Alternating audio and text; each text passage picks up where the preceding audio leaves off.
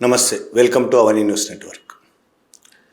ఢిల్లీ మాజీ ముఖ్యమంత్రి ఆమ్ ఆద్మీ పార్టీ అధ్యక్షుడు కేజ్రీవాల్ తన మీద ఉన్న ఢిల్లీ లిక్కర్ పాలసీ కేసుకు సంబంధించి కింది కోర్టు ఆ కేసు కొట్టేసింది. వాళ్ళ నిర్దోషులుగా తేల్చింది, కేజ్రీవాల్తో సహా అందరినీ. ఇప్పుడు హైకోర్టులో ఉంది కేసు. హైకోర్టులో ఆ కేసును విచారించేది స్వర్ణకాంత శర్మ అనే జడ్జి. ఆమె ఆర్ఎస్ఎస్ మనిషి అని, ఆర్ఎస్ఎస్ భావజాలంతో ఉన్నదని, ఆర్ఎస్ఎస్ సమావేశాలకు రెగ్యులర్గా వెళ్తున్నదని, ఇట్లా చాలా కారణాలు. ఆ కారణాలు ముందు చెప్తాను. కారణాలు చెప్పి కేజ్రీవాల్ తన కేసును ఆ జడ్జి విచారణ జరపడానికి వీల్లేదు, అందులో ఆ కేసు నుంచి తను తప్పుకోవాలని ఆయన కోర్టులోనే ఆమె ముందే వాదనలు వినిపించాడు. ఆ తర్వాత ఆమె దానికి ఒప్పుకోలేదు. ఆమె ఎందుకు తప్పుకోవాలనడానికి ఆయన చాలా కారణాలు చెప్పాడు, 10-11 కారణాలు చెప్పి అందులో ముఖ్యమైనది ఆమె ఆర్ఎస్ఎస్ సమావేశాలకు 1 కాదు 2 కాదు 4 సమావేశాలకు వెళ్ళిందని, ఆమె ఆర్ఎస్ఎస్తో చాలా దగ్గర సంబంధాలు ఉన్నాయని, ఇంకా చెప్పాలంటే ఆమె ఆర్ఎస్ఎస్ అని ఆయన ఆరోపణ. అంతేకాదు ఆమె 2 పిల్లలు సెంట్రల్ గవర్నమెంట్ సంబంధించిన అనుబంధ సంస్థల్లో పనిచేస్తున్నారు. కేంద్ర ప్రభుత్వ న్యాయవాది తుషార్ మెహతాతో సంబంధం ఉన్న సంస్థల్లో పనిచేస్తున్నారు వాళ్ళిద్దరు. మొత్తం కేంద్ర ప్రభుత్వంతో చాలా దగ్గర సంబంధాలు ఉన్నారు వాళ్ళిద్దరు. వాళ్ళ పనులే చేస్తున్నారు. అలా చాలా కారణాలు చెప్పారు. ఇంకా అమిత్ షా కూడా అంతకుముందే ఈయన హైకోర్టుకు వెళ్ళగానే, కేసు హైకోర్టుకు వెళ్ళగానే ఓ మాట బహిరంగంగా ప్రకటించాడు. కేజ్రీవాల్ హైకోర్టు తీర్పు తర్వాత సుప్రీంకోర్టుకు వెళ్ళవలసి ఉంటుంది అని కూడా అమిత్ షా అన్నాడు. ఇది కూడా ఈయన కేజ్రీవాల్ తన వాదనలో వినిపించాడు. ఇప్పుడు కింది కోర్టులో కేసు కొట్టేస్తే సిబిఐ హైకోర్టుకు వచ్చింది. హైకోర్టులో కేసు ఏం జరిగితే కేజ్రీవాల్ సుప్రీంకోర్టుకు వెళ్తాడు అంటే, హైకోర్టు కేజ్రీవాల్ను దోషి అని తేలిస్తే కేజ్రీవాల్ సుప్రీంకోర్టుకు వెళ్తాడు అంటే హైకోర్టు కేజ్రీవాల్కు శిక్ష విధిస్తుంది అని అమిత్ షాకు ముందే తెలుసు. అందుకే కేజ్రీవాల్ సుప్రీంకోర్టుకు సిబిఐ సుప్రీంకోర్టుకు వెళ్ళాల్సి వస్తుంది అని లేదు అమిత్ షా. కేజ్రీవాల్ సుప్రీంకోర్టుకు వెళ్ళాల్సి వస్తుంది అన్నాడు. ఇలా చాలా కారణాలు చూపించి ఆమె తన కేసు విచారించడానికి వీల్లేదు. తను ఆర్ఎస్ఎస్కు పూర్తిగా విరుద్ధమైన భావజాలంతో ఉన్నాను కాబట్టి, ఆర్ఎస్ఎస్ భావజాలంతో ఉన్న తను నాకు అన్యాయం చేస్తుందేమో అనే అనుమానంతో నేను ఈ వాదన చేస్తున్నానని కూడా ఆయన స్పష్టంగా చెప్పాడు. ఆ తర్వాత స్వర్ణకాంత శర్మ దాన్ని తిరస్కరించింది. కేజ్రీవాల్ వాదనను తిరస్కరించి నేనే ఈ కేసు విచారణ జరుపుతాను అని స్పష్టంగా ప్రకటించింది. ఆ కేసులో, తన కేసులో ఫలానా జడ్జి ఉండొద్దని చెప్పే అధికారం నిందితుడికి ఉంటుంది, లేదు నేనే ఉంటాను అని చెప్పే అధికారం జడ్జికి కూడా ఉంటుంది. ఇది చట్టబద్ధమైన అధికారాలు 2.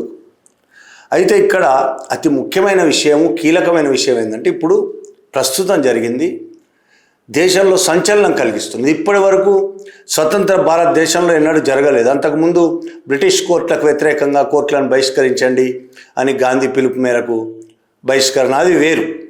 స్వతంత్ర భారతదేశంలో 1947 తర్వాత ఇప్పటి వరకు జరగని సంఘటన ఇప్పుడు జరిగింది.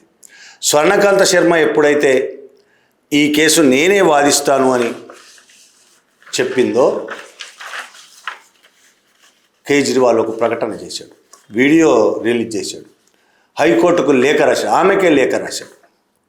ఆయన ఏమంటాడంటే, న్యాయమూర్తి స్వర్ణకాంత శర్మ నుండి నాకు న్యాయం లభిస్తుందన్న ఆశ లేదు, న్యాయం లభించదని ఆయన అనుకుంటున్నాడు.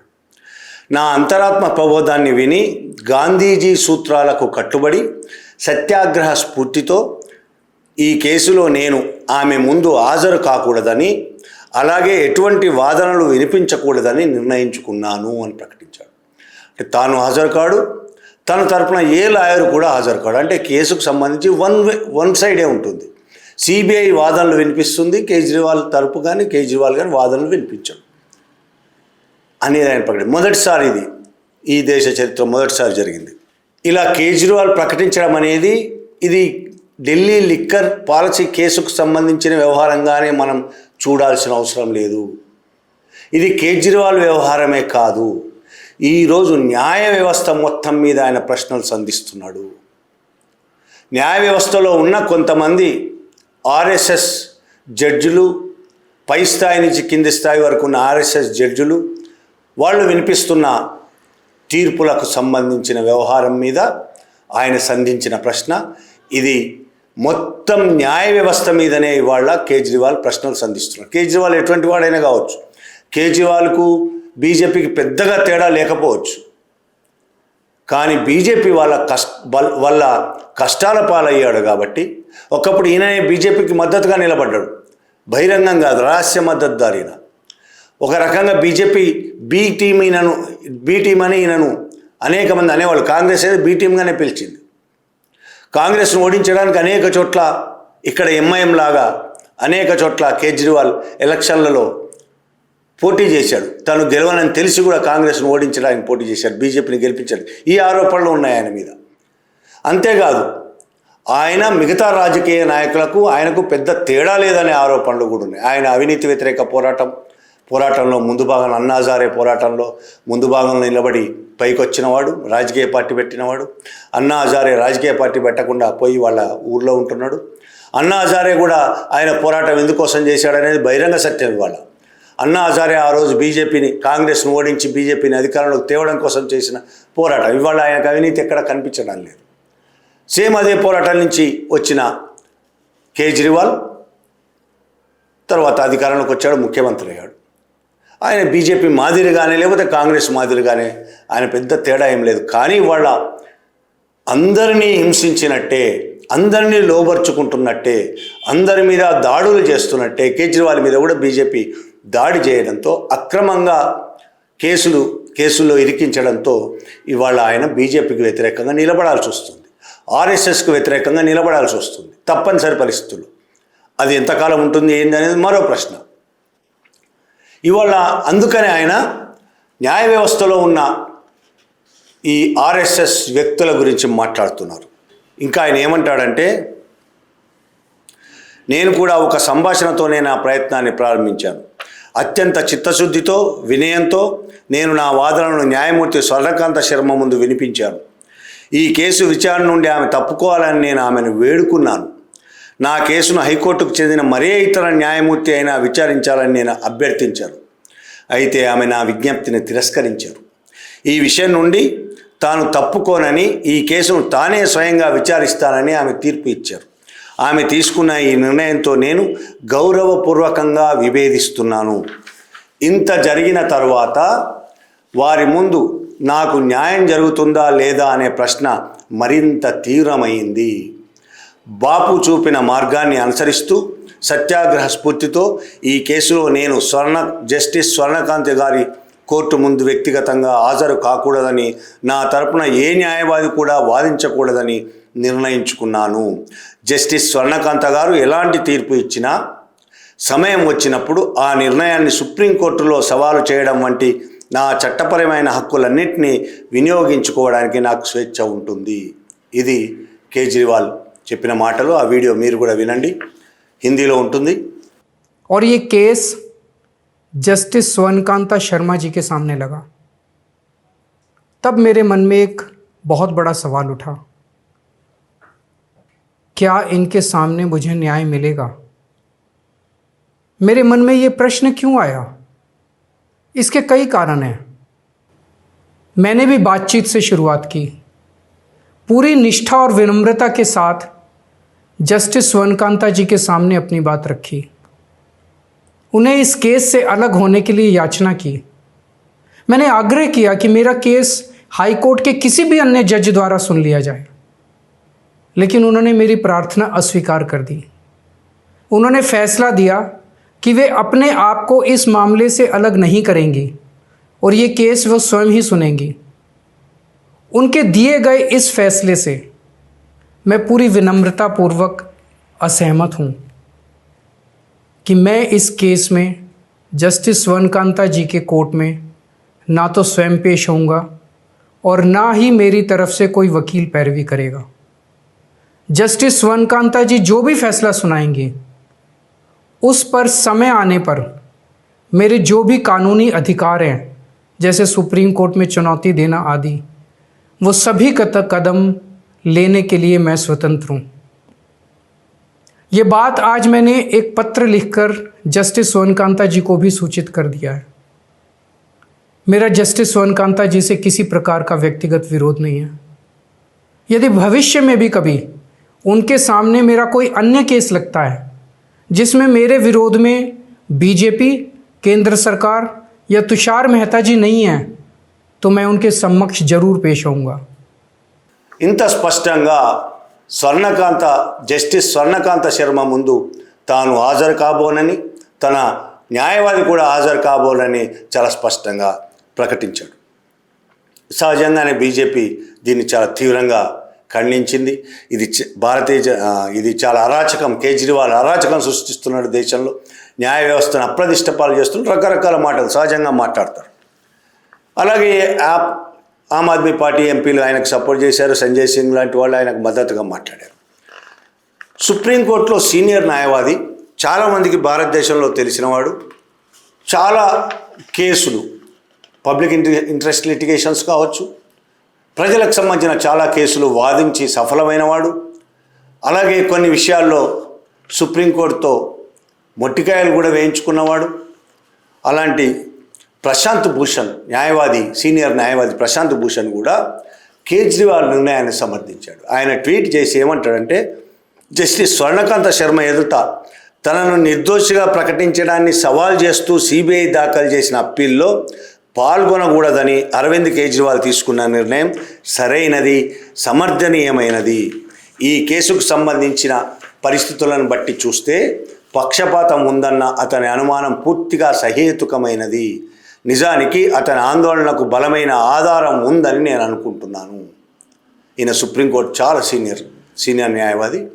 కేజ్రీవాల్ చెప్తున్న మాటలకు, ఆయన అనుమానాలకు ఆధారాలు ఉన్నాయని ఆయన చాలా స్పష్టంగా చెప్తున్నాడు. నిజమే, ఇవాళ భారతదేశంలో స్వర్ణకాంత శర్మ లాంటి వాళ్ళు చాలామంది జడ్జిలు ఉన్నారు. సుప్రీంకోర్టు దాకా, కింది కోర్టుల నుంచి సుప్రీంకోర్టు దాకా. ఒక వ్యక్తి సమావేశాలకు, ఒక సంస్థ సమావేశాలకు వెళ్ళడమే నేరమైతే కాదు, కానీ ఒక జడ్జి సమావేశాలకు వెళ్ళి ఏం మాట్లాడుతున్నారు, వాళ్ళు ఇచ్చే తీర్పుల మీద వాటి ప్రభావం ఏ విధంగా ఉంటుంది అనేది చాలా ముఖ్యమైనది. వాళ్ళ పిల్లలు ఆ భావజాలానికి సంబంధించిన అధికారంలో ఉన్న వాళ్ళతో ఎలా ఉన్నారు, వాళ్ళ సంస్థల్లో పనిచేస్తున్న వాళ్ళ వల్ల లాభం పొందుతున్నారా, ఇతర రకాల లాభాలు పొందుతున్నారా అనేది కూడా చాలా ముఖ్యమైనది. ఆ విషయంలో స్వర్ణకాంత శర్మ ఖచ్చితంగా ప్రశ్నలు ఎదుర్కోవాల్సే ఉన్నది. ఎందుకంటే అది జరుగుతున్నది. ఆమె సమావేశాలకు వెళ్ళడమే కాదు, ఆమె పిల్లలు కేంద్ర ప్రభుత్వ సంస్థల్లో పనిచేస్తున్నారు. కేంద్ర ప్రభుత్వ లాయర్ దగ్గర కూడా వాళ్ళ సంస్థల్లో కూడా పనిచేస్తున్నారు. ఒక్క స్వర్ణకాంత శర్మే కాదు, దేశంలో ఇలాంటి మంది చాలామంది ఉన్నారు. చాలా రకాలుగా మనం చూసాం. అదానీ కేసులో వ్యతిరేకంగా తీర్పు ఇచ్చాడని ఒక జడ్జిని వెంటనే అక్కడి నుంచి ట్రాన్స్ఫర్ చేసి మరో జడ్జిని నియమిస్తే ఆ జడ్జి వెంటనే అదానీ కేసు కొట్టేశాడు, అదానీ మీద కేసు. అంటే అట్లాంటి వాళ్ళని చాలా చూసాం. అలహాబాద్లో హైకోర్టు న్యాయమూర్తి జస్టిస్ శేఖర్ యాదవ్, కొన్ని పేర్లైనా మనం మాట్లాడుకోవాలి వాళ్ళ గురించి. శేఖర్ యాదవ్ అలహాబాద్ హైకోర్టు న్యాయమూర్తి. ఆయన ఆర్ఎస్ఎస్కు చెందిన కార్యకలాపాల్లో రెగ్యులర్గా పాల్గొంటారు. ఆయన ఒక సమావేశంలో పాల్గొని మాట్లాడిన మాటలు నిజంగానే సంచలనం కలిగించింది. ఏం మాట్లాడాడంటే, ఆయన ఈ దేశంలో న్యాయస్థానాలు మెజారిటీకి అనుగుణంగా తీర్పులు ఇస్తాయి. మెజారిటీ కంటే ఈ దేశంలోని మెజారిటీ జనాభాకు అనుగుణంగానే తీర్పులు ఇవ్వాలి అనేది ఆయన ఉద్దేశం. మెజారిటీ జనాభాకు అనుగుణంగా అంటే ఆయన అర్థం చాలా స్పష్టంగా కనబడుతున్నది మనకు. మెజారిటీ జనాభా హిందువులది, మైనార్టీలైన ముస్లింలు, క్రిస్టియన్లకు వ్యతిరేకంగా తీర్పులు ఇవ్వాలి అనేది ఆయన ఉద్దేశం. చాలా స్పష్టంగా సభలో చెప్పాడు. రాజ్యాంగబద్ధంగా ఉండవలసిన ఆ న్యాయమూర్తి ముస్లింల గురించి కూడా అనేక వ్యాఖ్యలు చేశాడు, బహిరంగంగా వ్యాఖ్యలు చేశాడు సభలో. ఇట్లాంటి వ్యక్తులు చాలా స్పష్టంగా కనబడుతున్నాడు ఆర్ఎస్ఎస్ భావజాలంతో. ఆయన తీర్పుల్లో ఆ భావజాలం కనబడుతుంది అని తెలిసిన తర్వాత కూడా అలాంటి వాళ్ళ దగ్గర కేజ్రీవాల్ లాంటి వాళ్ళు మాకు వద్దు అనడం తప్పేం లేదు. ఇక తమిళనాడుకు సంబంధించిన ఒక వ్యక్తి ఉన్నాడు, జస్టిస్ జిఆర్ స్వామినాథన్. ఆయన విశ్వ హిందూ పరిషత్ మరి ఆర్ఎస్ఎస్కు సంబంధించే కార్యక్రమాలకు రెగ్యులర్గా హాజరవుతుంటాడు. హాజరవడం మాత్రమే, మళ్ళీ చెప్తున్నా, హాజరవడం మాత్రమే తప్ప ఒప్ప అనేది పక్కన పెట్టండి. హాజరై ఆయన ఏం మాట్లాడుతున్నాడు, ఆయన మాట్లాడిన మాటలు, ఆయన భావజాలం, ఆయన తీర్పులు ఎలా ప్రతిబింబిస్తుంది, ఇది చాలా ముఖ్యమైనది. ఆయన ఆర్ఎస్ఎస్ సమావేశంలో పాల్గొన్న ఒక సమావేశంలో రాజ్యాంగంపై ఆయన చేసిన వ్యాఖ్యలు, భారత ప్రభుత్వ చట్టం 1935 నుండి 35 గవర్నమెంట్ ఆఫ్ ఇండియా యాక్ట్ 1935 అంటే బ్రిటిష్ వాళ్ళ చట్టం నుండి కాపీ చేయబడింది. ఇందులో మౌలికత లోపించింది, అంటే స్వతంత్ర ఆలోచన విధానం కొరబడింది. భారత రాజ్యాంగంలో స్వతంత్ర ఆలోచన విధానం కొరబడింది అని ఒక జడ్జి ఒక సభలో అన్నాడు. అంటే ఆయన ఏ రాజ్యాంగబద్ధంగా పనిచేయాల్సి ఉన్నదో ఆ రాజ్యాంగానికి కనీసం ఇటు అటు పోకుండా స్పష్టంగా రాజ్యాంగాన్ని అనుసరించి పనిచేయాల్సి ఉందో ఆ రాజ్యాంగాన్ని ఆయన విమర్శిస్తున్నాడు బహిరంగంగా. ఆయన ఇంకా రాజ్యాంగ విరుద్ధమైన చాలా మాటలు మాట్లాడాడు. హేతువాదులు, లౌకికవాదులు వాళ్ళకు సంబంధించి, హేతువాదులు లౌకికవాదులకు సంబంధించి ఆయన మాట్లాడిన మాటలు, గురువు ఆధ్యాత్మిక మార్గదర్శి లేకపోతే ఆధ్యాత్మిక గురువు అనే భావనను వ్యతిరేకించే వారిని ఆయన చాలా ఎగతాళి చేస్తూ మాట్లాడాడు. వారు అలా వ్యతిరేకించే వాళ్ళు, ఆధ్యాత్మిక గురువు, ఆధ్యాత్మిక మార్గదర్శి అనే భావనను వ్యతిరేకించే వాళ్ళు మూర్ఖులు, నీచులు, నాగరికత లేని వాళ్ళు అని ఆయన మాట్లాడాడు. ఆధ్యాత్మిక గురువు ఏంది? నేను కూడా ఆధ్యాత్మిక గురువును వ్యతిరేకిస్తాను. నాకు ఆధ్యాత్మిక గురువు అవసరం లేదు. అసలు దేవుడు అనే భావననే నేను వ్యతిరేకిస్తాను. లేడు అని నేను అనుకుంటున్నాను. దేవుడు లేడు అని నేను అనుకుంటే నాకు ఆధ్యాత్మిక గురువుతో పని ఏముంది? ఆధ్యాత్మికతతో పని ఏముంది? అలాంటి వాళ్ళు మూర్ఖులని, నీచులని, నాగరికత లేని వాళ్ళు అని ఈయన మాట్లాడుతున్నాడు. అంటే ఒకవేళ నాస్తికులు, హేతువాదులు, దేవుని నమ్మని వాళ్ళు కోర్టుకు వెళ్తే వాళ్ళు ఆ విధమైన భావజాలంతో ఉన్నారని ఈయనకు తెలిస్తే ఈయన తీర్పులు ఏ విధంగా ఉంటాయి? ఏ విధంగా తీర్పులు ఇస్తాడు ఈయన? ఒకవేళ అలాంటి విషయాల మీదనే తీర్పులు ఇవ్వాల్సి వస్తే ఈయన భావజాలానికి అనుగుణంగా తీర్పిస్తాడా? రాజ్యాంగబద్ధంగా తీర్పులు ఇస్తాడా? రాజ్యాంగబద్ధంగా పనిచేయాల్సిన ఒక జడ్జి ఈ విధంగా రాజ్యాంగం చెప్తున్నది, రాజ్యాంగం లౌకికవాదం గురించి చెప్తున్నది, మూఢనమ్మకాలకు వ్యతిరేకంగా రాజ్యాంగం బోధిస్తున్నది. నేను దాన్ని సమర్థిస్తున్నా, మూఢనమ్మకాలను వ్యతిరేకిస్తున్నా. అసలు దేవుడు అనే భావననే నాకు వ్యతిరేకిస్తున్నా నేను. అలాంటప్పుడు నేను మూర్ఖుణ్ణి, నీచుణ్ణి అని ఆయన అన్నాడు. అంటే రేపు నేను కోర్టుకు వెళ్తే ఆయన దగ్గరికి నాకేం న్యాయం జరుగుతుంది? ఇట్లా ఆర్ఎస్ఎస్ భావజాలంతో ఉన్నవాళ్ళు వాళ్ళ తీర్పుల్లో ఏ విధంగా న్యాయం చేస్తారు? రాజ్యాంగబద్ధంగా వీళ్ళు నడుచుకుంటారు. ఇంకా చాలా చెప్పాడు ఆయన. తన పదవీకాలం పూర్తి కావడానికి ఇంకా 4 ఏళ్ళు మిగిలి ఉన్నాయని, భవిష్యత్తులో తన విధులను మరింత ధైర్యంతో నిర్వర్తిస్తానని ప్రకటించాడు.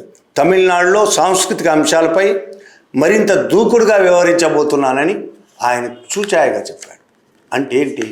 ఆయన నమ్మిన సంస్కృతి, ఆయన నమ్మిన భావజాలం, ఆయన నమ్మిన ఆధ్యాత్మికత అంటే హిందుత్వ భావజాలాన్ని ఆయన నమ్ముతాడు. దాన్ని వ్యతిరేకంగా ఉన్న వాళ్ళపైన వ్యతిరేకంగా తీర్పులు ఇస్తాడు. న్యాయబద్ధంగా, చట్టబద్ధంగా, రాజ్యాంగబద్ధంగా కాదు. ఈరోజు ఇలాంటి వాళ్ళు మన న్యాయ వ్యవస్థలో ఉన్నారు కాబట్టే కేజ్రీవాల్ వేస్తున్న ప్రశ్నలు ఈ దేశ న్యాయ వ్యవస్థ మీదనే. ఇప్పుడు తమిళనాడు జడ్జి గురించి చెప్పాను. ఆయన మీద ఇంకా చాలా ఆరోపణలు ఉన్నాయి. న్యాయవాదులే చాలా ఆరోపణలు చేస్తారు ఆయన మీద. సైద్ధాంతిక పక్షపాతం, ఆయన చాలా సైద్ధాంతిక పక్షపాతం ఉంది అనేది ఆరోపణ, న్యాయవాదులు చేసే ఆరోపణ. తీర్పులు ఇచ్చేప్పుడు నిష్పక్షపాతంగా తీర్పులు ఇవ్వరు. పైగా ఒక నిర్దిష్ట రాజకీయ సిద్ధాంతాల ఆధారంగా తన తీర్పులను ఇస్తారని న్యాయవాదులు, ప్రతిపక్షాలు ఆరోపిస్తున్నాయి. అలాగే ఒక నిర్దిష్ట వర్గానికి చెందిన న్యాయవాదులకు మరియు ఒక నిర్దిష్ట వర్గానికి చెందిన వ్యక్తులకు అనుకూలంగా స్పష్టమైన మొగ్గు చూపుతారు. ఒక నిర్దిష్ట వర్గానికి చెందిన న్యాయవాదుల వైపు, ఒక నిర్దిష్ట వర్గానికి చెందిన వ్యక్తుల వైపు ఆయన తీర్పుల్లో మొగ్గు చూపిస్తారు. ఎంత దుర్మార్గం ఇది! ఈ ఆరోపణలు న్యాయవాదులు, ప్రతిపక్షాలు అందరూ చేస్తున్నారు. ఈ ఆరోపణలు ఎవరి మీద? జస్టిస్ జిఆర్ స్వామినాథన్ మీద తమిళనాడులో ప్రతిపక్షాలు, న్యాయవాదులు అందరూ ఇలాంటి ఆరోపణలు చేస్తున్నారు. ఇలా జడ్జీలే ఇలా తయారైనప్పుడు కోర్టులు పంచాయతీల కంటే ఎందుకు ఎక్కువ అవుతాయి? ఊళ్ళో పంచాయతీలు పెట్టి తీర్పులు ఇస్తారు కదా దొరలు కూర్చోబెట్టి, లేకపోతే ఊరి పెద్దలో, కుల పెద్దలో కూర్చోబెట్టి తీర్పులు ఇస్తారు. నార్త్ ఇండియాలో అయితే ఇలాంటివి చాలా పెద్ద పెద్దవి జరుగుతుంటాయి. తీర్పులు ఇస్తుంటారు, వాళ్ళకు దోచింది వాళ్ళు తీర్పిస్తారు. వాళ్ళ భావజాలానికి అనుకూలంగా వాళ్ళు తీర్పులు ఇస్తారు. వాళ్ళు ఏది నమ్ముతున్నారో దానికి అనుగుణంగా తీర్పులు ఇస్తారు. వాళ్ళు తీర్పులు ఇవ్వడానికి ఒక నిర్దిష్టమైన పద్ధతులేమి లేవు. కానీ ఇక్కడ న్యాయ వ్యవస్థకు రాజ్యాంగం ఉన్నది, చట్టం ఉన్నది. వాళ్ళ తీర్పులన్నీ రాజ్యాంగబద్ధంగా ఉండాలి, చట్టబద్ధంగా ఉండాలి. కానీ వీళ్ళు గల్లీలో చేసే కుల పంచాయతీల్లాగా, ఊళ్ళలో చేసే పంచాయతీల్లాగా తమ భావజాలానికి అనుగుణంగా తీర్పులు ఇవ్వడం మొదలు పెడితే ఈ దేశం ఏమైపోతుంది? న్యాయ వ్యవస్థను నమ్మడానికి అవకాశం ఉంటుందా? ఇప్పటికే అన్ని వ్యవస్థల మీద ప్రజలు నమ్మకం కోల్పోయారు. అంతో ఇంతో న్యాయ వ్యవస్థ మీద ఉంది. ఆ న్యాయ వ్యవస్థ మీద కూడా క్రమక్రమంగా నమ్మకాలు కోల్పోతున్నారు. చాలా కారణాలు ఉన్నాయి దానికి. సుప్రీంకోర్టు జడ్జిలుగా చేసిన వాళ్ళు రిటైర్ అయిన తర్వాత ఏ పదవులు పొందకూడదు.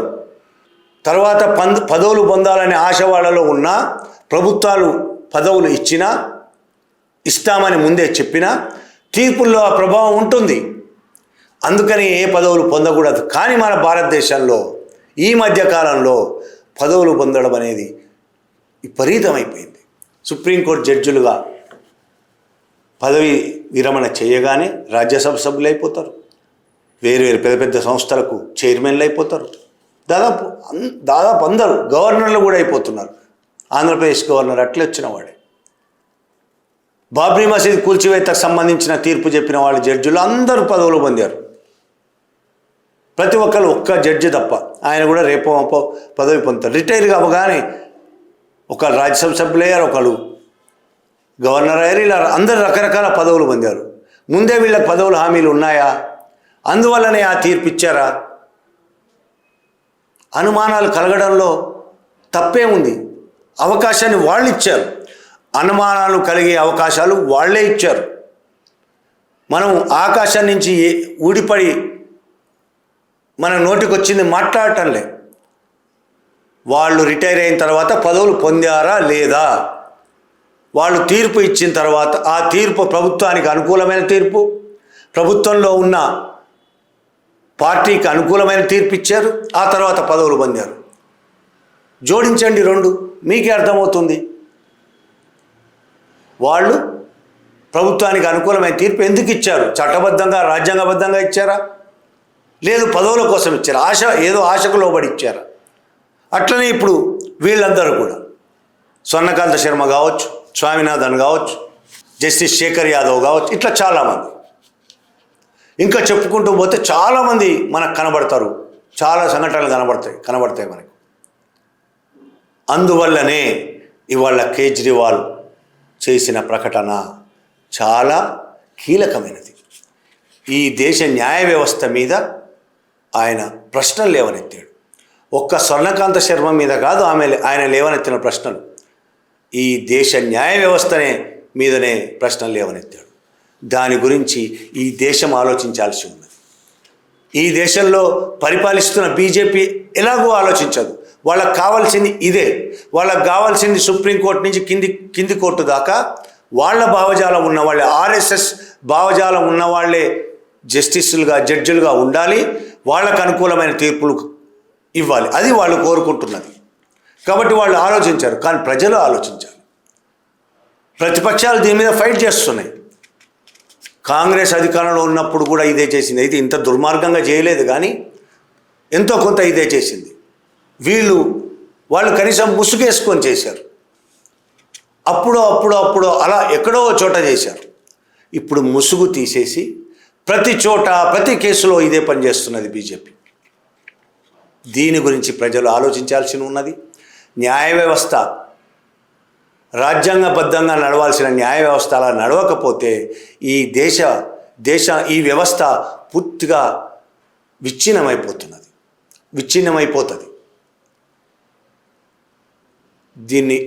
ఆ విచ్ఛిన్నాన్ని అడ్డుకోవడానికి ఎవ్వరు కూడా ముందుకొచ్చే పరిస్థితి కూడా ఉండదు. అందుకోసమైన ప్రజలు ఈ న్యాయ వ్యవస్థ రాజ్యాంగబద్ధంగా నిలబడడానికి ప్రజలు నడుం బిగించాల్సిన అవసరం ఉన్నది. న్యాయ వ్యవస్థలో ఉన్న న్యాయవాదులు, జడ్జిలు, నిజాయితీ గల న్యాయవాదులు, నిజాయితీ గల జడ్జిలు పూనుకోవాల్సి ఉన్నది. ప్రజల కంటే ఎక్కువగా వాళ్ళు పూనుకోవాల్సి ఉన్నది. న్యాయ వ్యవస్థ మీద వస్తున్న ఈ ప్రశ్నలకు వాళ్ళు జవాబు చెప్పాల్సి ఉన్నది. వాళ్ళు న్యాయ వ్యవస్థ ఆ విధంగా కాకుండా కాపాడవలసి ఉన్నది. ఇక ఇప్పుడు మళ్ళీ కేజ్రీవాల్ కేసుకు వస్తే ఏం జరుగుతుంది? ఆయన కోర్టుకు రానని చెప్పాడు, లాయర్లు కూడా రానని చెప్పిన తర్వాత ఏం జరుగుతోంది? కోర్టు అవసరమైతే అమికస్ క్యూరీ అంటే కోర్టు ఒక న్యాయవాదిని నియమించవచ్చు, జరగవచ్చు. అది ఇంకొక వార్త కూడా హల్చల్ చేస్తున్నది. కేజ్రీవాల్కు non bailable arrest warrant issue చేస్తారు, కోర్టు ఇష్యూ చేస్తుంది, ఎవరు స్వర్ణకాంత శర్మ ఇష్యూ చేస్తుంది అనే వార్తలు కూడా వస్తున్నాయి. కాబట్టి ఏదైనా జరగవచ్చు. ఆమె ఇప్పుడు ఆమె ఈగో దెబ్బతిని ఉండొచ్చు. ఆమె చాలా ప్రెస్టేజ్గా తీసుకొని ఉండొచ్చు. ఎందుకంటే నేనే ఆయన వద్దన్న తర్వాత కూడా లేదు నేనే ఉంటా అని చెప్పింది. చెప్పిన తర్వాత ఆయన మరొక స్ట్రోక్ ఇచ్చాడు, మాస్టర్ స్ట్రోక్. ఇది చెస్ నడుస్తుంది. దాంతో ఆమె ఇప్పుడు ఏం చేయాలనేది ఆమె ముందున్న ప్రశ్న. కేజ్రీవాల్ని అరెస్ట్ చేయించవచ్చు, అమికస్ క్యూరీ కోర్టు ఒక న్యాయవాది నియమించి ఆయనతో వాదించేట్టు చేయొచ్చు. అది ఏమీ జరగకుండా, ఏమీ లేకుండానే వన్ సైడ్ తీర్పు ఇచ్చే అవకాశం ఉందా చెప్పలేము. అది కూడా చేయొచ్చు. ఏ వాదనలు లేకుండానే కేజ్రీవాల్ దోషి అనే రేపు తీర్పు వచ్చినా ఆశ్చర్యపడాల్సిన అవసరం లేదు. తర్వాత సుప్రీంకోర్టు ఏం చేస్తుందనేది తర్వాత ప్రశ్న. ఇంత జరిగిన తర్వాత సుప్రీంకోర్టు ఎలా ఆలోచిస్తుంది అనేది కూడా చాలా ముఖ్యమైన ప్రశ్న. అయితే మనం ప్రజలుగా, ఈ దేశ ప్రజలుగా, ఈ దేశాన్ని ప్రేమిస్తున్న వాళ్ళుగా, ఈ దేశాల్లో ఉన్న వ్యవస్థలన్నీ సక్రమంగా పనిచేయాలని కోరుకుంటున్న వాళ్ళుగా, వాటి వల్ల ఇబ్బందులు పడుతున్న మనమే కాబట్టి, ఎక్కువ ఇబ్బందులు పడుతున్నది మనమే కాబట్టి ఆ వ్యవస్థలు సక్రమంగా పనిచేయకపోవడం వల్ల ఆ వ్యవస్థలను సక్రమంగా పనిచేయించేందుకు నడుం బిగించాల్సింది కూడా మనమే. Thank you very much.